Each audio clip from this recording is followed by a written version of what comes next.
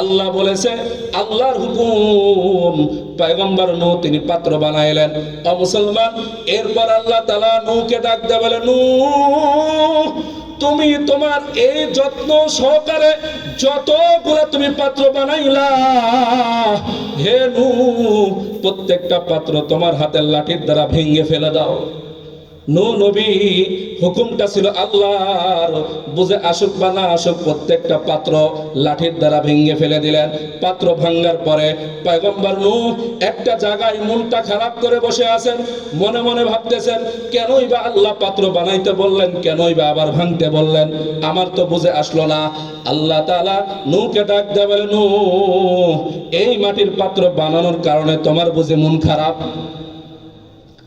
নূহ নবী ডাকতে বলে, আল্লাহ, এই কারণেই আমার মন খারাপ।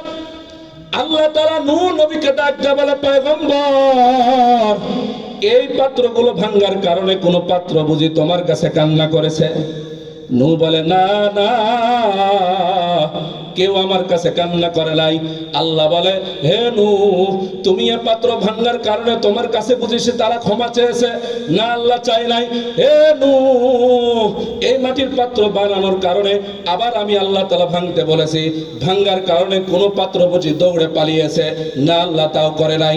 আল্লাহ তাআলা নূহ নবীকে ডাক দিয়ে বলে, পয়গম্বর নূহ, তোমার হাতে মাটির দ্বারা পাত্র বানিয়ে আবার ওই পাত্র ভাঙ্গার কারণে তোমার যদি এই পরিমাণ মন খারাপ হয়, আমি আল্লাহ আমার বান্দাদেরকে এত মায়া করে, এত মোহাব্বত করে বানাইলাম।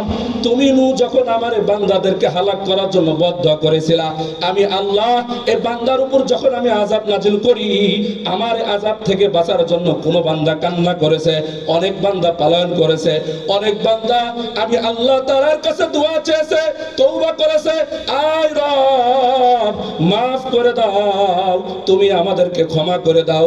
কিন্তু হে পয়গম্বর, তুমি যেহেতু দামি, তোমার জবানের কথাও দাবি, তোমার হাতে মাটির দ্বারা পাত্র বানিয়ে ওই পাত্র ভাঙার কারণে যদি তোমার মন খারাপ হয়, তাহলে চিন্তা করে দেখো আমার গোলামের প্রতি আমার আল্লাহর কি পরিমাণ মন খারাপ।